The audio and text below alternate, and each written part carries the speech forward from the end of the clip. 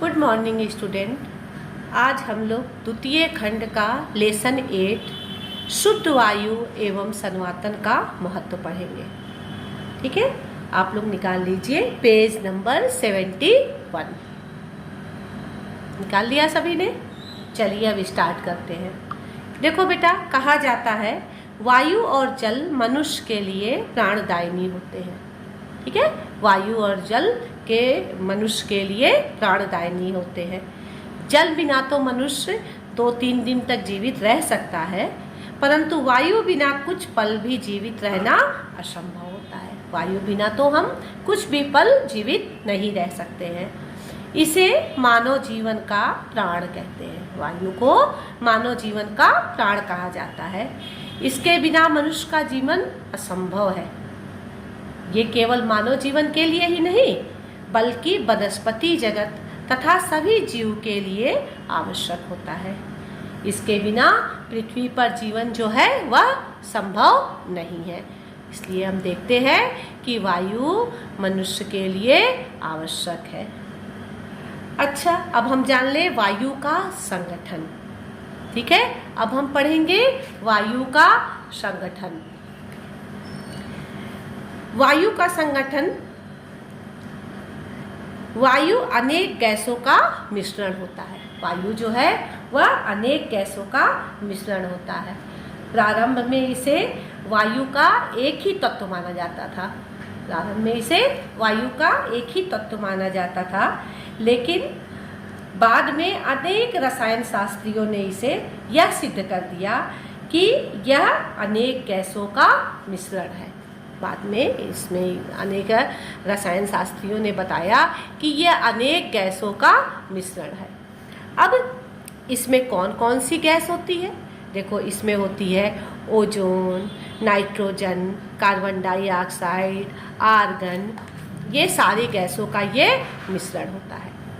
इसमें अलग अलग मात्रा होती है। ऑक्सीजन होता है 20.23%, कार्बन डाइऑक्साइड होता है 0.03%, ओजोन होता है 0.2%, हाइड्रोजन, अमोनिया आदि गैस होती हैं 0.01% और जल वाष्प होता है 0.9%।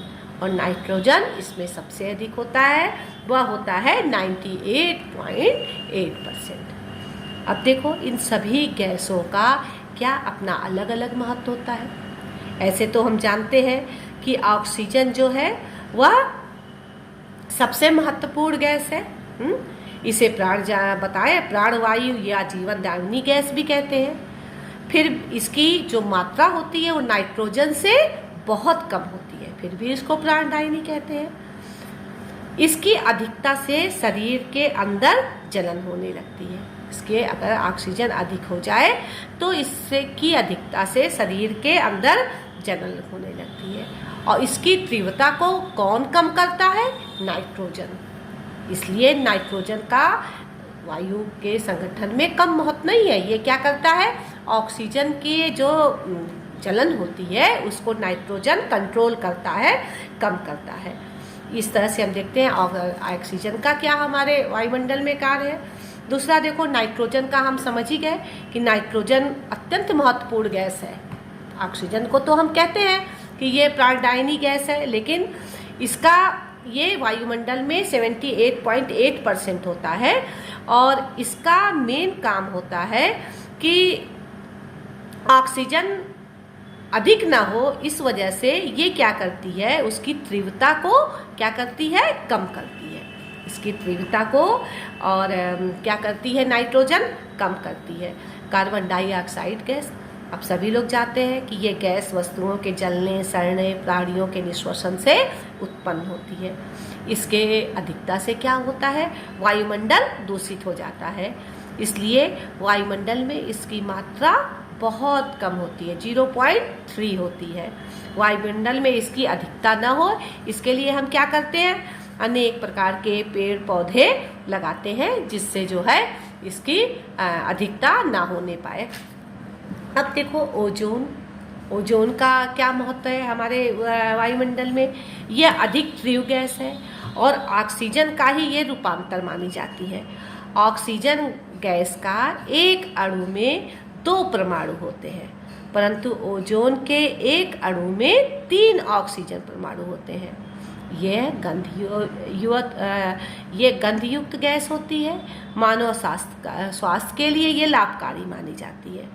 ये कुछ रोगों को, जैसे टीबी है या और फेफड़ों का टीबी आदि मतलब के लिए ये महत्वपूर्ण होती है। ये खुले स्थानों, समुद्री तटों और पहाड़ी स्थानों पे अधिक पाई जाती है। तभी टीबी वाले पेशेंट को कहा जाता है पहाड़ों पे जाइए, समुद्री तट पे जाइए, वहाँ पे ये गैस जो है उन्हें मिलती है। अब हाइड्रोजन, यह गैस भी अन्य गैसों की अपेक्षा काफ़ी हल्की होती है। ये ऑक्सीजन का एक अणु और हाइड्रोजन के 2 परमाणु मिलकर जल H2O बनाती है? ये स्वयं जलती है और हानिकारक होती है। इस तरह से हम देखते हैं अन्य गैसें भी होती हैं, जैसे कार्बन मोनोऑक्साइड, ये सब भी वायुमंडल में पाई जाती हैं। जल वाष्प, ये भी वायुमंडल में पाए जाते हैं। धूल के कण, ये भी वायु में रहते हैं। इस तरह से ये हम पढ़े कि वायु का संगठन क्या है, वायु में कौन कौन सी गैसें पाई जाती हैं। अब देखो, अब कहते हैं ना, मनुष्य के स्वास्थ्य में वायु की क्या उपयोगिता है। मनुष्य के स्वास्थ्य में वायु की क्या उपयोगिता है? तो देखो, श्वसन क्रिया का आदान प्रदान करती है। वायु क्या करती है? श्वसन क्रिया द्वारा हम गैसों का आदान प्रदान करते हैं। शरीर के तापमान को क्या करती है? नियंत्रण करती है? दूसरा जो है वाष्पीकरण करती है। वह वायु के त्वचा को स्पर्श करती है और त्वचा में आए पसीने को जल के कणों को सोख लेती है और उन्हें वाष्प में बदल देती है। इस तरह से क्या होता है, शरीर का तापमान जो है वह क्या होता है? नियंत्रण रहता है। श्वसन द्वारा जब हम सांस लेते हैं, बाहर की ठंडी वायु ग्रहण करते हैं और भीतर की गर्म वायु को बाहर निकालते हैं। इस प्रकार क्या होता है, शरीर की ऊष्मा कम होने से शरीर का तापमान क्या होता है? नियंत्रित रहता है। इस तरह से हम देखते हैं कि स्वास्थ्य के लिए वायु मतलब किस तरह से उपयोगी है।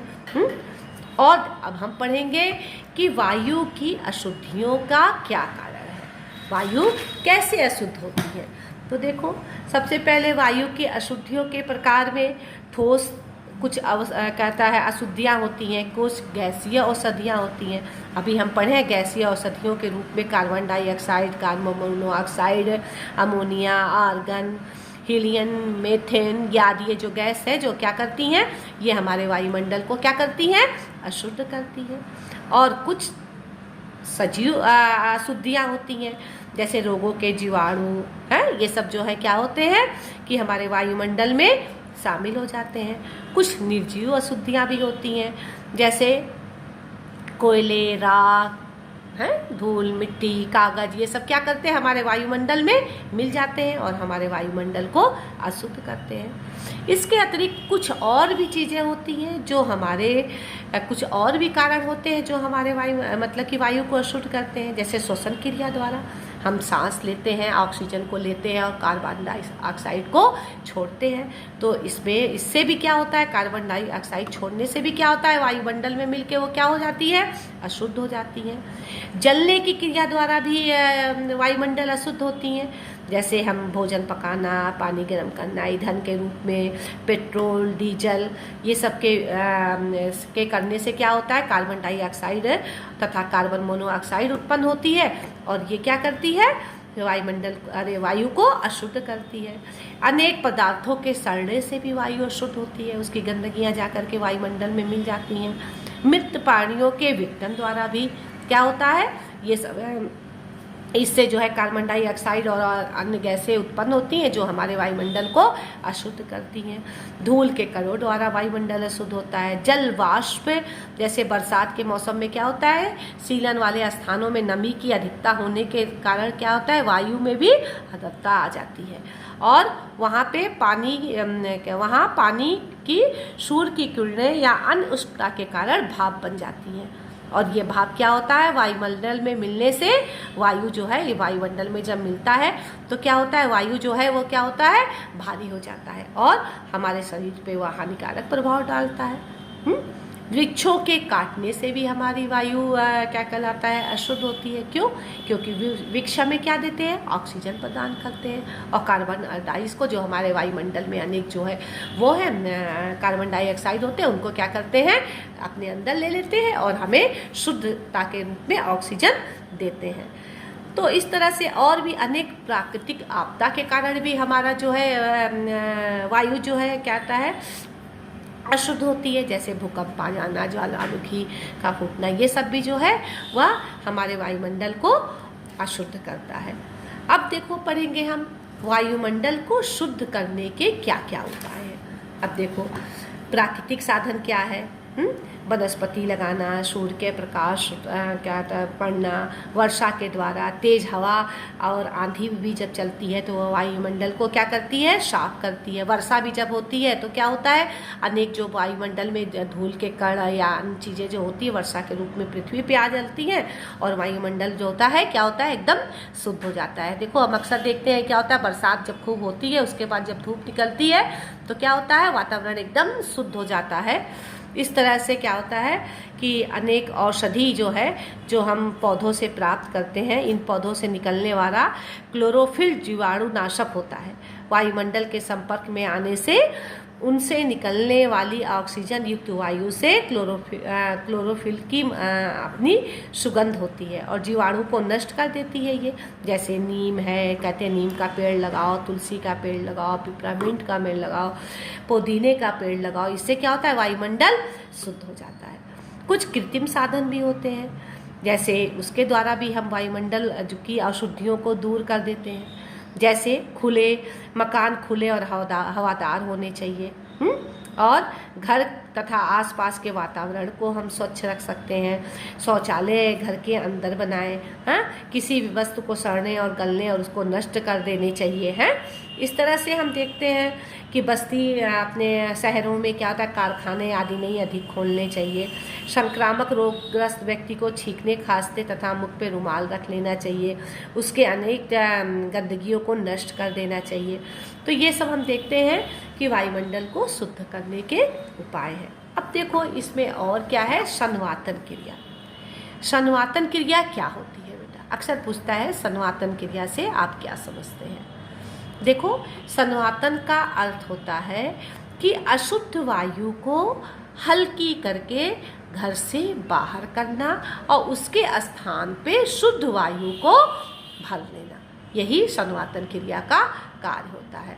इसको कई बार हम प्रकृति विधि से, जैसे मतलब कि वृक्षों द्वारा, मतलब घर में खिड़की रोशनदान होते हैं, इसके द्वारा भी हम क्या कहलाता है, अशुद्ध वायु को बाहर करते हैं और दरवाजे से शुद्ध वायु को अंदर करते हैं। ये क्रिया भी जो है संवातन क्रिया के अंदर आती है। कुछ प्रकृति विधि होती है, कुछ अगर जहाँ पे प्रकृति विधि में मतलब खिड़की और दरवाजे द्वारा वायु को हम शुद्ध करते हैं, रोशनदान द्वारा बाहर की अंदर गंदगी, अंदर की मतलब कि अशुद्ध हवा भारी होकर के रोशनदान द्वारा बाहर चली जाती है। चिमनियों में भी हम क्या देखते हैं कि घर की जो गर्म हवा होती है वो जो है चिमनियों द्वारा बाहर चली जाती है। इसके द्वारा दरवाजे से हमारी शुद्ध वायु आकर के और उस जगह को घेर लेती है। कुछ कृत्रिम साधन भी होते हैं, जैसे हम देखते हैं बड़े बड़े पिक्चर हॉल में क्या होता है, एसी लगा होता है, ये कार एसी करता है, और कृत्रिम विधि द्वारा ये कार एग्जॉस्ट फैन करता है, पंखे करते हैं। ये सब जो है कृत्रिम विधि द्वारा ये हम इससे जो है क्या करते हैं, संवातन क्रिया करते हैं। अशुद्ध वायु को क्या करते हैं, घर से बाहर करते हैं और शुद्ध वायु को उसकी जगह दरवाजे से अंदर प्रवेश करके उसको वातावरण को शुद्ध करते हैं। तो अब हम जान गए संवातन विधि क्या है। संवातन विधि में क्या होता है, अशुद्ध वायु को घर से बाहर करना और उसके स्थान पे शुद्ध वायु का प्रवेश करना ही संवातन क्रिया कहलाता है। अब देखो बेटा ये लेसन हम लोग पढ़ लिए, इसको हम लोग ने सारा इस लेसन को पढ़ लिया और इसका जो है अति लघु क्वेश्चन देखो सारा हमने इसको सॉल्व कर दिया है, ये तुम लोग कर लेना। और जो इसका विस्तृत क्वेश्चन जो है वो 3 जो करना है, मनुष्य के जीवन में वायु की क्या उपयोगिता है, वायु का संगठन बताइए, वायु में कितने प्रकार की अशुद्धियाँ पाई जाती हैं, संवातन से आप क्या समझती हैं, संवातन के सिद्धांत क्या हैं और संवातन के साधन सब बताइए। तो सनातन के साधन में आप क्या बताएंगी, प्रकृति साधन भी बताएंगी और कृत्रिम साधन भी बताएंगी। तो ये देखिए हमने ये बुक में ये हाइलाइटर से ये आपके निशान लगा दिया है। ये सारा जो है आप देख करके और ये कर लीजिएगा, ठीक है। Okay, thank you.